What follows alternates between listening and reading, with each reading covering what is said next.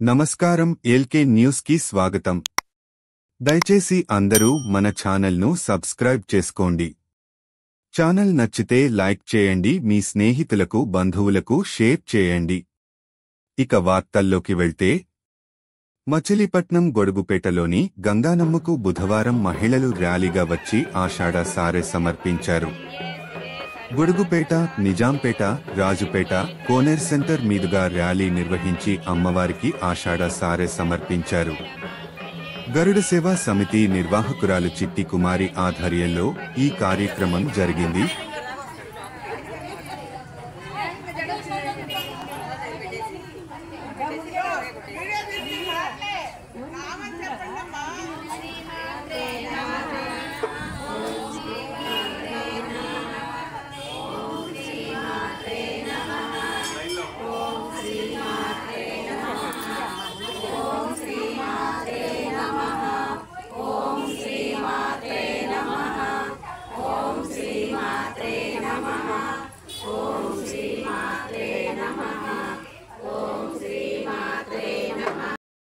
కూటమి ప్రభుత్వ ఏడాది పాలన పట్ల ప్రజలు పూర్తి స్థాయిలో సంతృప్తి వ్యక్తం చేస్తున్నారని ఎమ్మెల్యే కాగితా కృష్ణప్రసాద్ అన్నారు. సుపరిపాలనలో తొలి అడుగు కార్యక్రమంలో భాగంగా బుధవారం పెడన పట్టణంలోని 23 వార్డుల్లో కృష్ణప్రసాద్ విస్తృతంగా పర్యటించారు. ఈ సందర్భంగా ఆయన మాట్లాడుతూ, పర్యటనలో భాగంగా తాను ఏ ఇంటికి వెళ్లినా కూటమి ప్రభుత్వం అమలు చేస్తున్న సంక్షేమ పథకాల ఫలాలు సక్రమంగా అందుతున్నాయంటూ ఆనందంగా చెబుతున్నారన్నారు. సంక్షేమ అభివృద్ధి కార్యక్రమాలకు కూటమి ప్రభుత్వం సమ ప్రాధాన్యత ఇస్తోందన్నారు.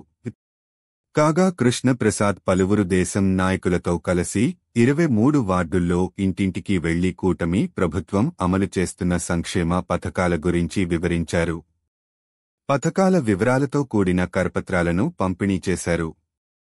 కాగా ప్రాథమిక చేనేత సహకార సంఘాలకు ప్రభుత్వం నుంచి రావలసిన బకాయిలను విడుదల చేయించాలని చేనేత కార్మికులు ఎమ్మెల్యేను కోరారు.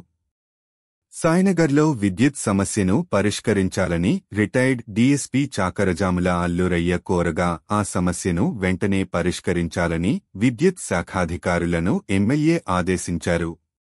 పట్టణ టీడీపీ అధ్యక్షుడు యక్కల శ్యామలయ్య అధ్యక్షతన జరిగిన ఈ తొలి అడుగు కార్యక్రమంలో తెలుగుదేశం నాయకులు హన్ను, కమ్మగంటి బాబు, బొడ్డు దీక్షానందుడు, అనుముల పూర్ణ, గుల్లంకి మాధవ, పరస జితేంద్ర తదితరులు పాల్గొన్నారు. పెడన బంగ్లా పాఠశాల, భట్టజ్ఞాన కోటయ్య జడ్పీ ఉన్నత పాఠశాలల సమీపంలో ఉన్న షాపులలో బుధవారం పోలీసులు తనిఖీలు నిర్వహించారు. ఈ షాపుల్లో గుట్కాలు, ఖైనీలు విక్రయిస్తున్నట్లు గుర్తించిన పోలీసులు వాటిని స్వాధీనం చేసుకుని 5గురిపై కేసులు నమోదు చేశారు. ఈ సందర్భంగా సిఐ నాగేంద్ర ప్రసాద్ మాట్లాడుతూ, పాఠశాలలకు ఒక 100 మీటర్ల పరిధిలో గుట్కాలు, ఖైనీలు, విదేశీ సిగరెట్ల వంటివి అమ్మకూడదన్నారు. అమ్మిన వారికి అపరాధ రుసుం విధించడంతో పాటు కేసులు కూడా నమోదు చేస్తామన్నారు. ఈ తనిఖీల్లో ఎస్ఐ సత్యనారాయణ, సిబ్బంది, ఈగల్ టీం సభ్యులు పాల్గొన్నారు. మచిలీపట్నం నగరంలో అక్రమంగా గుట్కాలు, గంజాయి వంటి మాదక ద్రవ్యాలు విక్రయాలపై బుధవారం ఏఎస్సీ ఎన్వి నాయుడు, డీఎస్పీ రాజా, సిఏలు ఏసుబాబు, నబీ, పరమేశ్వర్లు ముమ్మరంగా దుకాణాలను తనిఖీ చేశారు.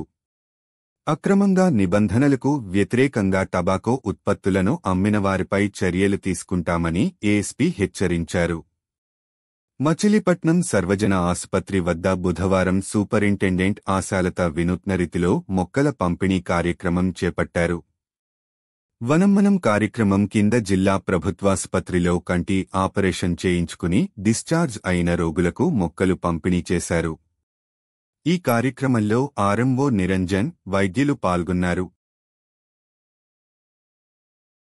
హైకోర్టు ఉత్తర్వులను గౌరవించి ఈ నెల 11వ తేదీన జరిగే మున్సిపల్ కౌన్సిల్ సమావేశంలో పట్టాభిస్మారక భవనానికి అనుమతులు మంజూరు చేయాలని బీజేపీ నాయకులు ధూళిపాల శ్రీరామచంద్రమూర్తి డిమాండ్ చేశారు. బుధవారం ఆయన గొడుగుపేటలోని కూనపరెడ్డి సేవా ట్రస్టు కార్యాలయంలో మీడియాతో మాట్లాడారు. స్వాతంత్ర్య సమరయోధుడు, ఆంధ్రా బ్యాంకు వ్యవస్థాపకుడు పట్టాభి పై గౌరవం ఉంచి భవన నిర్మాణానికి అనుమతులు ఇవ్వాలన్నారు.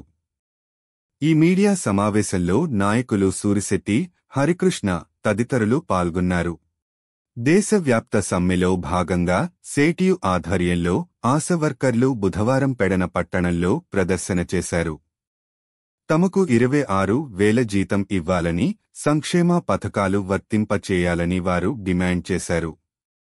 సేటియు నాయకులు పంచల నరసింహారావు, గోరురాజు, వాసా గంగాధరరావు, ఆశా వర్కర్స్ యూనియన్ నాయకురాళ్లు విశాలక్షి, సువర్ణకుమారి, రాజ్యలక్ష్మి తదితరులు ఈ కార్యక్రమంలో పాల్గొన్నారు. కాగా municipal workers and employees union ఆధ్వర్యంలో మున్సిపల్ వర్కర్లు బుధవారం పట్టణంలో ప్రదర్శన నిర్వహించారు. తమకు 26,000 జీతం ఇవ్వాలని, 4 లేబర్ కోడ్లను రద్దు చేయాలని వారు డిమాండ్ చేశారు. ఈ కార్యక్రమంలో యూనియన్ నాయకులు కైలా జ్ఞానప్రసాద్, రవి, నందమూరి వెంకటేశ్వరరావు తదితరులు పాల్గొన్నారు. కాగా పట్టణంలోని కెడిసిసి బ్యాంకు ఎదుట పిఎస్ఎస్ ఉద్యోగులు ధర్నా చేశారు. దేశవ్యాప్తంగా కార్మిక సంఘాలు ఇచ్చిన పిలుపు మేరకు మచిలీపట్నంలో బుధవారం పాక్షికంగా సమ్మె జరిగింది. ఏఐటీయూసీ, సిఐటియు నాయకులు బుధవారం ఉదయం నుంచి సాయంత్రం వరకు ర్యాలీలు నిర్వహించారు. యూనియన్ బ్యాంకు శాఖలతో పాటు ఎల్ఐసి పనిచేయలేదు. కాగా ఆర్టీసీ బస్సులు తిరిగాయి. ఉదయం కొన్ని హోటళ్లు, షాపులు మూసివేసిన మధ్యాహ్నంలోపే తెరిచారు. స్టేట్ బ్యాంక్ ఆఫ్ ఇండియాతో పాటు పాఠశాలలు తెరిచారు. కాగా బస్టాండ్ సెంటర్ నుంచి కోనేర్ సెంటర్ వరకు సిఐటియు, ఏఐటియుసి, ఆశా వర్కర్లు పెద్ద ఎత్తున ర్యాలీ నిర్వహించారు. కోనేర్ సెంటర్లో పెద్ద ఎత్తున మానవహారం నిర్వహించారు. వామపక్షాలు ఆధ్వర్యంలో మున్సిపల్ కార్యాలయం వద్ద నిరసన ప్రదర్శన నిర్వహించారు. సిపిఐ నాయకులు రామారావు, సిపిఎం నాయకులు కొడాలి శర్మ, సిఐటియు నాయకులు బి సుబ్రహ్మణ్యం మున్సిపల్ కార్యాలయం వద్ద కార్మికులకు రక్షణ కల్పించాలని, కనీస వేతనం చెల్లించాలంటూ వామపక్ష నాయకులు ధర్నా నిర్వహించారు. ఎల్ఐసి కార్యాలయాన్ని ఆందోళనకారులు మూసివేశారు. ఈ సందర్భంగా జరిగిన సమావేశంలో ఎల్ఐసి ఉద్యోగుల సంఘ నాయకులు జి కిషోర్ కుమార్ మాట్లాడుతూ సమ్మె విజయవంతం అయ్యేందుకు అధికారులు, సిబ్బంది సహకరించడం అభినందనీయమన్నారు. ప్రభుత్వ రంగ సంస్థలను బలహీనపర్చడం తగదన్నారు. కార్మిక చట్టాలను కేంద్ర ప్రభుత్వం నిర్వీర్యం చేస్తోందన్నారు. సమ్మెకు మచిలీపట్నం బార్ అసోసియేషన్ అధ్యక్షుడు డి పోతురాజు, రిటైర్డు ఎల్ఐసి ఉద్యోగ సంఘ నాయకులు ఎస్ ధనుంజయరావు, ఎల్ఐసి ఏజెంట్ల సంఘ నాయకులు కె రాజారావుతో పాటు జె సుధాకర్, రత్నారావు, మాధుర్ తదితరులు పాల్గొన్నారు. ఈ ఆందోళనలో యూనియన్ బ్యాంకు ఉద్యోగులు బ్యాంకులను మూసివేసి పాల్గొన్నారు. పేదల బియ్యం బొక్కిన మాజీ ఎమ్మెల్యే పేర్ని నాని మంత్రి కొల్లు రవీంద్రను విమర్శించడం హాస్యాస్పదమని market yard chairman Kunche Nani అన్నారు. బుధవారం మచిలీపట్నం టీడీపీ అసెంబ్లీ నియోజకవర్గ కార్యాలయంలో జరిగిన విలేకరుల సమావేశంలో కుంచే నాని మాట్లాడారు.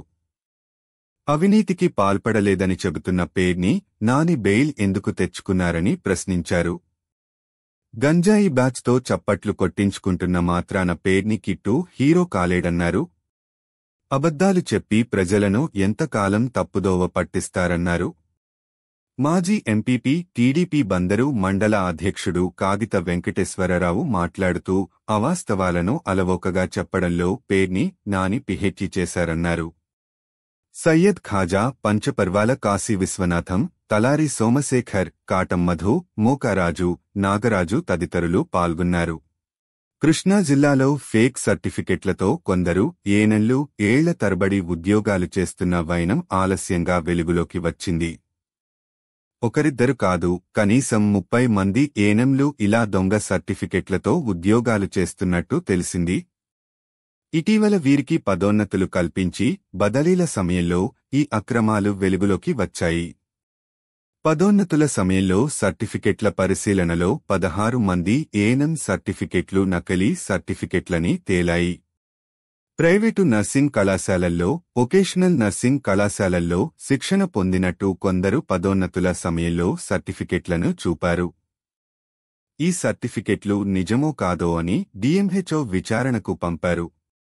వాటిలో కొన్ని సర్టిఫికెట్లు ఫేక్ అని తేలింది. దీంతో వీరికి పదోన్నతులు లభించలేదు. వీరి సర్టిఫికెట్లను పారా మెడికల్ బోర్డు సైతం నిజమైన సర్టిఫికెట్లుగా ఖరారు చేయలేదు. ఇలా మొదటి వెరిఫికేషన్లో 9 మంది సర్టిఫికెట్లు నకిలీ సర్టిఫికెట్లని తెలిసిపోయింది. మిగిలిన 7 సర్టిఫికెట్లను మచిలీపట్నం ప్రభుత్వ ఆసుపత్రి, అవనిగడ్డ ప్రభుత్వ ఆసుపత్రిలో శిక్షణ పొందినట్టు పేర్కొన్నారు. వారి సర్టిఫికెట్లను మచిలీపట్నం, అవనిగడ్డ ప్రభుత్వ ఆసుపత్రులకు DM&HO పంపినట్టు తెలుస్తోంది.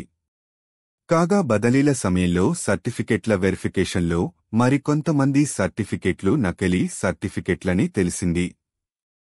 ఇలా దాదాపు 30 మంది ఏఎన్ఎంలు DM&HO కార్యాలయం చుట్టూ తమకు ఏదైనా నష్టం వాటిల్లుతుందేమోనని తిరుగుతున్నారు. నకిలీ సర్టిఫికెట్ల బండారం బయటపడటంతో DMHO కార్యాలయంలో సిబ్బంది, అధికారులు ఎవరికి వారు వారిని భుజాన వేసుకునేందుకు భయపడుతున్నారు.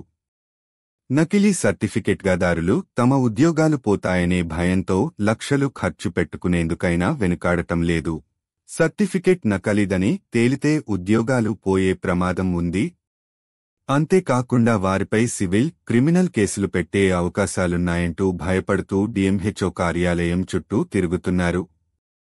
కాగా జిల్లాలో నకిలీ సర్టిఫికెట్లతో ఉద్యోగాలు చేసే వారిపై వైద్య ఆరోగ్య శాఖతో పాటు మరికొన్ని శాఖల అధికారులు ఆరా తీస్తున్నారు. 10-15 ఏళ్ల పాటు నకిలీ సర్టిఫికెట్లతో ఉద్యోగాలు చేసి అక్రమంగా ప్రభుత్వ సొమ్మును స్వాహా చేసిన వారి వివరాలపై ఆరా తీస్తున్నారు. ఈ వార్తలు ఇంతటితో సమాప్తం.